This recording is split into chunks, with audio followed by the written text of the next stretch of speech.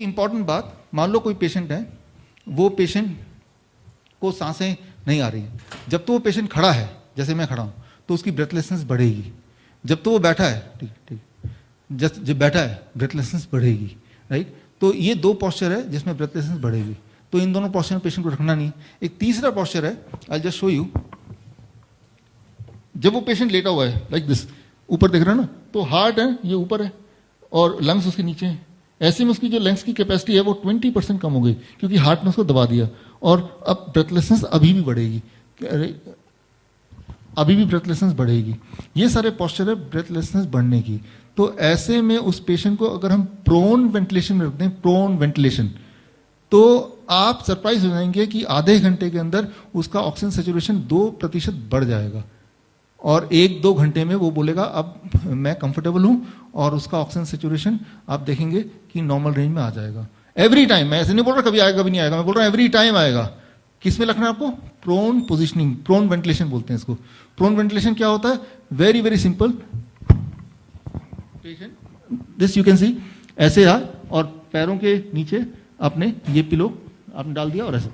अब जब ऐसे है, आप ऑक्सीमीटर लगाइए उसके हाथ में और आप चेक करते रहिए हर थोड़ी थोड़ी देर बाद, और आप हैरान हो जाएंगे कैसे 1 घंटे के अंदर वो मिरेकल हो जाएगा कि भाई नॉर्मल हो गया था। वेंटिलेशन का यही मतलब है। अब इसके अलावा जो मैकेनिकल वेंटिलेटर है जिसकी बात आप करते हैं, वो एक मौत का सामान है, वो एक व्यापार करने का सामान है। अच्छा, ये जो मैंने पोजीशन बताया, क्या इसको मैं बिजनेस में कन्वर्ट कर सकता हूं कि आज के बाद ऐसे कोई लेटेगा तो मुझे पैसा देना, वो मुझे पैसा देगा तभी ऐसा लेटना अलाउड है? I cannot patent this position, right. मैंने आपको बता दिया, आपने किसी को बता दिया, इसका व्यापार नहीं हो सकता। तो ये 1970 में यूज होता था, और इसमें 1 घंटे में प्रभाव आ जाता हर बार। हमारे पास तो कितने डेटा है, राइट। लेकिन अब क्या किया कि इस वाले मेथड को हाइड कर दिया, उसकी जगह ले आए मैकेनिकल वेंटिलेटर, जो कि अपने आप में इतना ज़्यादा डेंजरस है। हमारे डॉक्टर के वी तुमाने जी हम बताएंगे कि उन्होंने अपने पिछले 35 साल के करियर में एक भी इंसान को वेंटिलेटर से बाहर आते हुए, जिंदा आते हुए देखा नहीं। तो आपका कोई दुश्मन भी हो ना, तब भी उसको वेंटिलेटर के लिए ना बोलो, लेकिन प्रोन वेंटिलेशन के लिए उसको बोल सकते हैं। आपको 1 घंटे में रिजल्ट दिखेगा। अब क्या है कि जब वो लेटा है, he is very very comfortable 1 घंटे बाद, लेकिन जैसे ही वो उठेगा, ऐसे बैठ गया, तो दोबारा से उसका ऑक्सीजन सैचुरेशन पहले से भी ज्यादा डिप कर जाएगा। Getting the point? तो पहले तो आखिर में 75 तक आ रहा था, लेकिन अब एकदम डिप कर जाएगा, 70 पे आ जाएगा। तो मैं इसलिए बता रहा हूं ताकि आप एन मौके पे पैनिक ना हो, राइट। तो ऐसा होगा, तो इससे बचना है उसको, right. We have to protect कि ऐसा ना हो। वो सोचेगा मैं ठीक हो गया हूं, अच्छा मैं चलता हूं टॉयलेट, टॉयलेट जाएगा ना वो, और टॉयलेट जाते ही एकदम वो गिर पड़ेगा, या मैं बैठता हूं, या मुझे खाना है, या मुझे मैं ऐसे थक गया। बीमार इंसान ऐसे, या कोई भी इंसान ऐसे लंबे समय तक नहीं रह सकता। हर 1 घंटे में उसको 10 मिनट का ब्रेक चाहिए। इस पोजीशन पे आप लेट के देखिए, थोड़ी देर बाद आपको पेन करने लगेगा, राइट। तो ऐसे में क्या करना है कि उस पेशेंट को ब्रेक भी देना है, लेकिन ब्रेक देने के लिए उसको खड़ा करेंगे, उसको बिठाएंगे, या उसका पोस्चर चेंज कर देंगे, तो दोबारा ऑक्सीजन सैचुरेशन डिप हो जाएगा। तो ऐसे में वेरी वेरी सिंपल, एक चेयर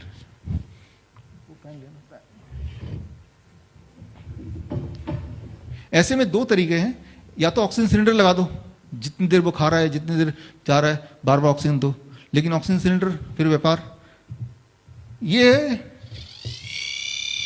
चाइनीज फैन 200 रुपए का आता है, इंडियन भी आता है, राइट। तो इस तरह का फैन लिया ऐसा, और उसको ऐसे लगाया करीब 6 इंच दूर, और उसको इस पोस्चर पे, इस पोस्चर पे, ये जो पोस्चर है और ये फैन है, तो अब ऑक्सीजन सैचुरेशन उसका नीचे तो जाएगा, लेकिन बहुत धीरे धीरे जाएगा। एटलीस्ट खाना खाना है, पानी पीना है, तब तक रहेगा, राइट। तो ये पोस्चर है। खड़े होना उसको, तो ये झुक के, this is the posture, right. इस पोस्चर पे ऐसे प्रॉब्लम हो जाएगी, झुकेगा तो प्रॉब्लम। तो एटलीस्ट वो पोस्चर इसलिए चेंज करना जरूरी, क्योंकि उस पोस्चर वो रह नहीं सकता, दर्द करेगा। अच्छा, पोस्चर तो ऐसे कर लिया। कई बार ऐसा होता है कि प्रोन वेंटिलेशन भी लगा दिया, साथ में फैन भी लगा दिया। ये लगता है ये तो बचपना है यार, ये कैसे हो सकता है?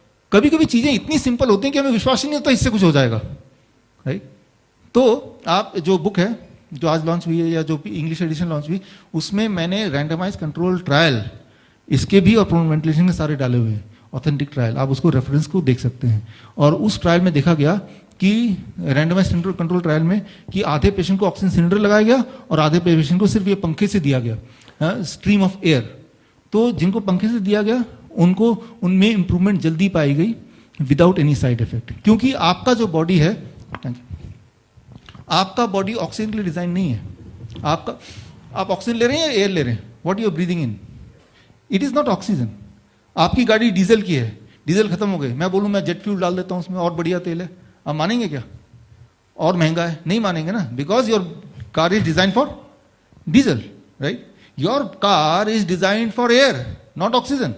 तो ऑक्सीजन क्यों दे रहे हो भाई आप सांस नहीं ले पा रहे हो, आपके बॉडी को ज्यादा एयर की जरूरत है, तो एयर दीजिए। आप गहरी गहरी सांसें लीजिए, डॉक्टर विवेक जी बताते हैं, और साथ में आप ये वाले पोजिशनिंग में बैठ जाइए या प्रोन मेडिटेशन।